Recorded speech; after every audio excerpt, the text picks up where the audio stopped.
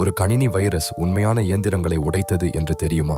2009ஆம் ஆண்டு ஈரானின் நதான்ஸ் அணு ஆலையில் ஏதோ தவறாக நடந்தது. யுரேனியம் செறிவூட்டும் சென்ட்ரிஃபியூஜ் இயந்திரங்கள் ஒன்றன் பின் ஒன்றாக உடைந்து விழுந்தன. ஆனால் கண்காணிப்பு திரைகள் எல்லாம் சரியாக இயங்குகிறது என்றே காட்டின. ஏனென்றால் அமெரிக்காவும் இஸ்ரேலும் சேர்ந்து உருவாக்கிய ஒரு இரகசிய ஆயுதம் அந்த ஆலையில் ஒளிந்திருந்தது. அதன் பெயர் ஸ்டக்ஸ்நெட். இந்த மென்பொருள் போலி தகவல்களை ஆபரேட்டர்களுக்கு அனுப்பியது. அதே நேரத்தில் இயந்திரங்களை அவை தாங்கக்கூடிய வேகத்தை விட அதிகமாக சுழற்றியது. 1000க்கும் மேற்பட்ட இயந்திரங்கள் அழிந்தன. ஈரானின் அணு திட்டம் பல ஆண்டுகள் பின்தங்கியது. ஸ்டக்ஸ்நெட் ஒரே ஒரு குறிப்பிட்ட ஆலையை மட்டுமே தாக்க வடிவமைக்கப்பட்டது. வேறு எங்கு சென்றாலும் அது தூங்கும். ஆனால் ஒரு தவறு நடந்தது.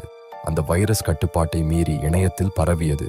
உலகம் முழுவதும் பல லட்சம் கணினிகளில் கண்டுபிடிக்கப்பட்டது.